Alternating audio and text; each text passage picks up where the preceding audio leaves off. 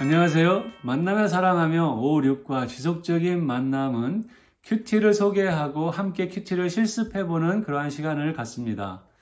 스스로 하나님의 말씀을 묵상하는 큐티가 몸에 배이도록 훈련하는 시간이 되어야 하는 것을 강조하는 것이 5, 6과 지속적인 만남에서 중요한 포인트라고 생각을 합니다.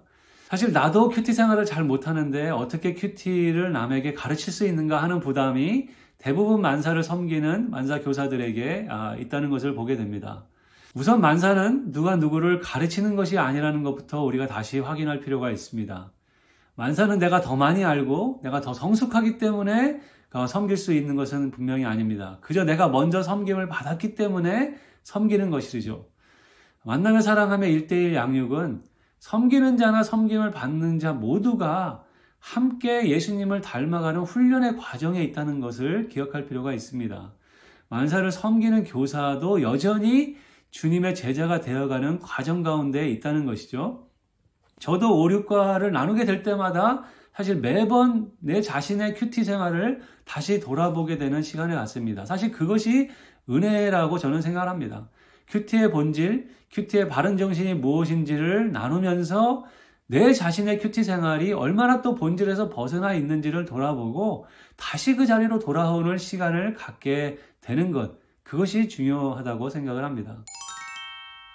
왜 지속적인 만남이 필요한가?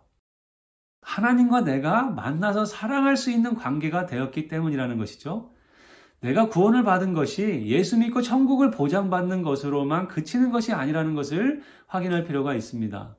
그리스도인으로서 사실 교회를 오래 다니고 교회 봉사도 열심히 하고 직분까지 얻었다고 해도 하나님과의 이러한 친밀한 관계를 이루면서 살아가는 것에 대해서 익숙하지 않은 그러한 분들을 교회 안에서 적지 않게 만나게 됩니다. 하나님은 항상 저 멀리 계신 하나님으로 여기거나 정말 나한테 급할 때만 찾는 그러한 하나님으로, 아니면 늘 무서운 하나님으로만 생각하면서 내가 뭘 잘못하면 때리시는 그러한 하나님으로 여기고 신앙생활 하는 분들도 의외로 많습니다. 그러나 구원받은 것은 우리의 신분의 변화, 우리의 관계의 변화가 주어진 것이라고 성경은 말해주고 있다는 것이죠. 우리는 하나님의 자녀가 되었다고, 예수님과 성도의 관계는 신랑과 신부의 관계가 되었다고 말해주고 있습니다. 결혼을 앞둔 신랑과 신부의 관계를 생각을 해보십시오. 얼마나 서로를 향한 사랑으로 설레이고 그 만남을 기다리는 그러한 관계가 된다는 것이죠. 심지어 예수님은 우리를 친구로 여기신다고 말해주고 있습니다. 이렇게 하나님과 사랑으로 사귀는 관계가 시작되었기 때문에 이제는 매일 만나고 싶어 하는 것이 너무나 자연스럽고 당연한 것이라는 것이죠. 그런데 문제가 있습니다. 여전히 우리 안에 있는 죄성, 옛 성품으로 인해서 이것이 자연스럽게 되지 않는다는 것입니다. 그래서 주님과 지속적으로 깊이 있는 사귐의 교제를 갖는 그러한 훈련이 필요하고 연습이 필요하고 지속적인 만남을 자연스럽게 만들 수 있는 그러한 과정들이 필요한 것이죠.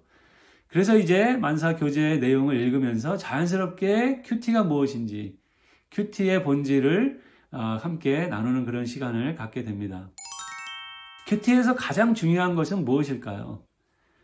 교제에서는 지속적인 만남의 3요소를 소개하면서 진정한 만남이 되어야 하는 것을 매우 강조하고 있습니다.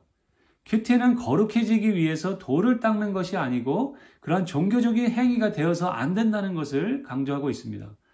큐티가 하나의 교회의 모범생을 만드는 그러한 율법 행위가 될 수 있는 그런 우려가 있다는 것이죠. 큐티를 통해서 하나님의 말씀을 묵상하면서 오늘 나에게 은혜를 주는 말씀, 적용해야 되는 말씀을 깨닫는 것은 매우 중요합니다.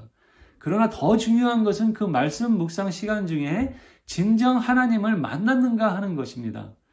매일 정말로 하나님을 나는 얼마나 만나고 싶어 하는가, 정말 하나님을 느끼고 그 하나님의 사랑을 하나님과 너무나 만나서 사랑하고 싶어 하는가, 주님의 은혜를 받으려고 큐티를 하지만 진정 그 은혜의 주님을 만나려고 하는가 하는 그러한 질문을 던져보게 됩니다.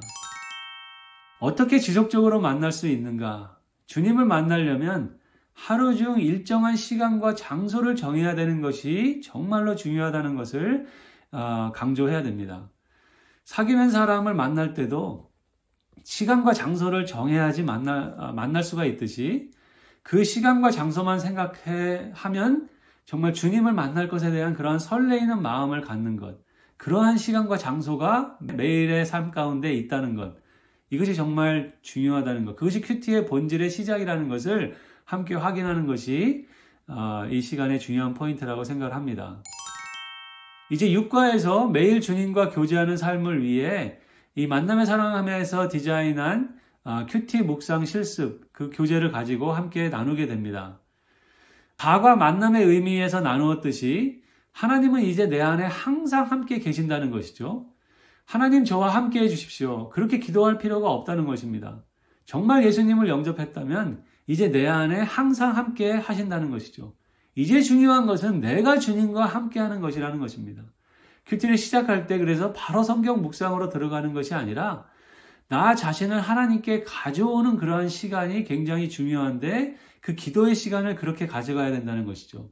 내가 내 안에 계신 나와 함께 하시는 하나님을 느끼고 그분에게 나의 진심을, 나를 정직하게, 나를 전적으로 가져오는 것이 필요하다는 것입니다. 그리고 나서 하나님의 말씀을 열고 묵상을 시작해야 되는데 그 성경 말씀을 열 때에도 이 말씀이 곧 하나님이라는 것을 잊지 말고 이 말씀 안에서 정말 하나님과 오늘 만나서 사랑하는 그러한 만남을 갖는 그 소원을, 그러한 갈망을 가지고 이 큐티 묵상을 시작해야 되는 것이죠. 꼭 만사에서 나누는 말씀 묵상 방식대로 큐티를 해야 하는가 질문하는 분들이 있습니다. 하나님의 말씀을 묵상할 수 있는 방법은 매우 다양하겠죠. 이런 방식으로만 해야 된다라고 주장하는 것은 옳지 않습니다. 그런데 이제 만남의 사랑하며도 하나의 훈련 과정이기 때문에 이러한 방식을 함께 훈련을 해본다고 생각을 하면 좋겠습니다. 더 중요한 것은 큐티의 본질, 말씀 안에서 주님을 지속적으로, 진정으로, 현실적으로 오늘 만나는 경험을 함께 하는 것, 그것이 정말 더 중요한 것이겠죠. 1대1로 만남에 사랑하며 과정을 마치고 나서 서로에게 남는 것은 무엇일까요? 만사 나눔을 통해서 배운 것도 남겠지만 결국은 자신이 스스로 말씀을 묵상하면서 하나님의 음성을 듣고 하나님을 경험한 것, 그것은 정말 평생 자신에게 남을 것이라고 생각을 합니다. 또한 말씀 속에서 직접 하나님을 만나는 체험을 이제는 스스로 할 수 있게 됐다는 것이 정말 소중하게 남게 될 것이라고 생각을 합니다. 만남의 사랑하며로 만나는 관계는 이제 평생을 함께하는 신앙의 친구가 되어질 수가 있습니다.